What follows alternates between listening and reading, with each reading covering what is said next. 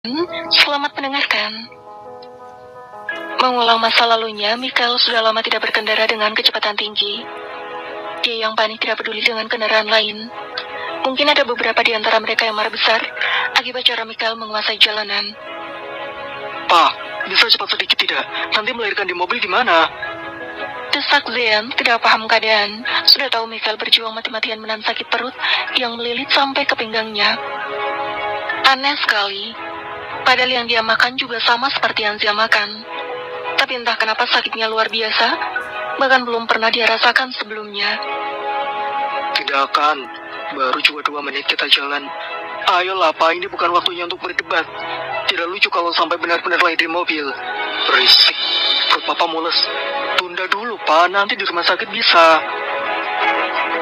Meski sebenarnya ingin marah, tapi Michael tetap berusaha fokus. Sudah terlanjur, jika harus bergantian dengan putranya, maka jelas akan semakin lama. Sebenarnya Sheila terlihat cukup tenang, hanya rintihan kecil saja. Namun yang justru membuat Michael panik adalah putranya sendiri. Perjalanan ke rumah sakit benar-benar mampu Michael persingkat, hanya beberapa menit saja. Satu keluarga besar memang memiliki skill mengemudikan ambulans sepertinya. Tiba di rumah sakit, ketiganya turun lebih dulu, sementara Michael justru merasakan sakit di bagian perutnya kian menjadi. Keringat mulai membasah di keningnya. Pria itu menggigit bibir seraya menekan perutnya. Sejenak, dia melupakan menantunya, tanpa perlu meminta pasti Sheila akan ditolong banyak orang. Saat ini dia berusaha keluar dan mencari toilet segera. Mungkin sejenak akan lega. Sama sekali tidak terpikirkan akan marah pada Zia yang juga meninggalkannya siang ini.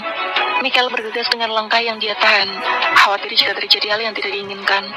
Sementara di sisi lain, Zean yang kini dalam keadaan panik, mengiring begitu Sheila sudah siap dibawa menuju ruangan bersalin. Bersama Fabian yang siap berjuang menyelamatkan bayinya hari ini. Tidak ada kecemburuan atau hal bodoh yang hinggap dalam diri Zean untuk saat ini.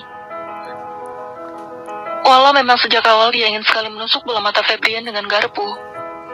Dalam keadaan darurat, istilah cemburu tidak seharusnya Zean terapkan. Kenapa bisa bukannya minggu depan? Selidik Michaela yang tiba-tiba sudah berada di sisi adiknya. Mana aku tahu. Pagi tadi dia belum begitu, sumpah. Mencurigakan. Pasti karena ulahmu kan? Tanya Michaela lagi dan dia merasa jika Zean melanggar nasihatnya beberapa hari lalu. Ngaku. Apa pentingnya pertanyaan semacam itu? Nanti saja, Michaela. Michaela bertanya di saat yang sangat tepat. Zean tengah dibuat was-was akan masa depan sang istri. Michaela justru bertanya hal demikian. Dia sedikit menjauhi Michaela dan kini menggenggam tangan Sheila. Zean terus melangkah panjang mengikuti kemana arah yang Fabian tuju. Sama seperti Zean yang tenggelam dalam kekhawatiran, Zean juga demikian hingga tanpa sadar, dia ikut masuk dan membuat Fabian bingung, mana yang harus diusir. Maaf, hanya suaminya yang boleh ikut. Suaminya yang mana? Keduanya benar-benar mirip. Wajar saja jika Fabian bingung suami Sheila yang mana.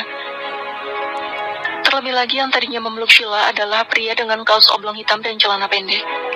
Sementara yang menggunakan kemeja hitam, baru mendampingi Sheila dari dekat beberapa saat lalu. Zean, kau? Kenapa ikut masuk? Astaga, maaf, aku lupa. Bukan tanpa alasan Zean ikut masuk. Sejak tadi Sheila memang menggenggam jemarinya. Mungkin sedikit tidak sadar, sampai dia menggenggam kedua tangan pria di kedua sisinya. Tatapan kedua insan itu kini terkunci selepas kepergian Zean. Pria itu mengikis jarak dengan senyum teduh, yang dia berikan sebagai bentuk kekuatan cinta untuk sang istri. Zean, kalau aku tidak bisa bagaimana? Tanya Sheila lirih ketika Zean mengecup keningnya berkali-kali. Bisa buatnya selebihnya pasti lebih bisa, sayang. Manis sekali ucapan Zean. Calon bayinya mungkin tersedak ketuban.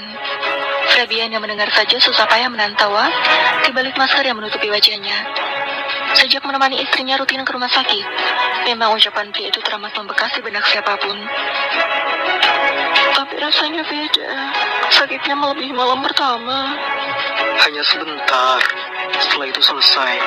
Ayo, banyak yang menantikan hasil kerja keras kita, sayang.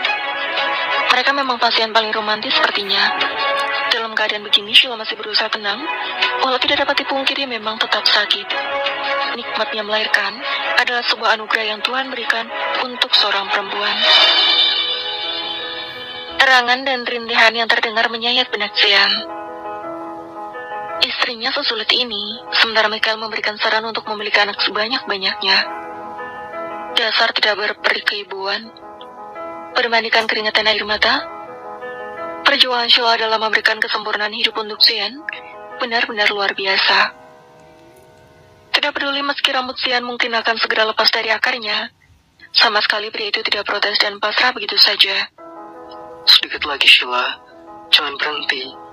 Berkali-kali Xian membisikkan kalimat itu agar istrinya tidak berhenti. Hidup memang selalu tentang perjuangan. Jiwa Sheila tengah bertaruh nyawa demi benih yang tumbuh di rahimnya. Kini Michael justru tengah terbaring lemas, seakan terkena penyakit kronis. Papa makan apa sebelumnya? Ayam bakar, sama seperti Mama.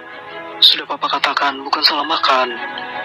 Papa sudah ke toilet berkali-kali, tapi sakitnya bukan karena itu. Terus kenapa kalau bukan salah makan, masuk angin juga tidak? Ucap Michaela bingung sendiri dengan kondisi kesehatan papanya. Entahlah, intinya mules dan pinggangnya agak sakit. Kalau Michael juga bingung kenapa dia mendadak begini. Padahal tadi pagi dia benar-benar sehat, bahkan masih sempat menyiram bunga milik menantunya. Mungkin ginjal, Pak. Celetuk Xian serius. Dia tengah khawatir dan bukan asal bicara. Sembarangan.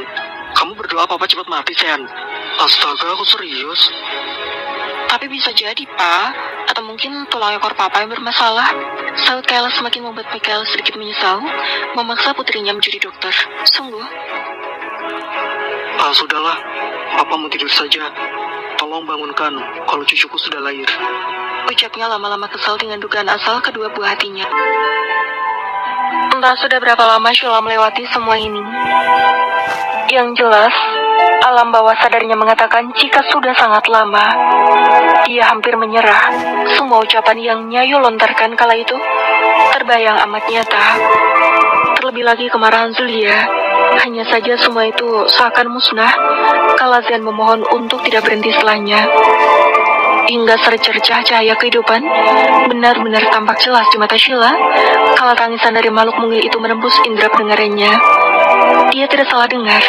Suara itu benar-benar milik buah cintanya bersama Xian. Mata Sheila yang sendu masih mampu melihat dengan jelas bagaimana anak sekecil itu benar-benar nyata di depan matanya. Beberapa saat kemudian, tangisan Xian ikut memecah suasana hingga tangis bayi itu tergantikan. Dok, kenapa dia berhenti? Tanya Xian panik kalau menyadari buah hatinya mendadak diam. Dokter yang menangani hanya berharap Xian tenang sedikit saja. Beruntung tidak lama setelahnya, bayi mungil berjenis kelamin laki-laki itu kembali menangis layaknya bayi baru lahir. Syukurlah, kaget ya sayang. Mungkin karena tangisan Xian cukup memegahkan telinga. Dia terharu. Beberapa detik lalu dia terancam akan kehilangan Sheila. Jelas saja ketika bayi itu menangis, ia turut menangis juga. Xian kembali merengkuh tubuh lemas istrinya. Drama semacam ini mungkin tidak akan terjadi lagi, kecuali Xian berubah pikiran dan menginginkan buah hati lebih dari satu. Kamu berhasil bidadariku. Hidup kita akan benar-benar sempurna setelah ini. Setelah drama cukup panjang, keduanya berhasil di puncak kebahagiaan.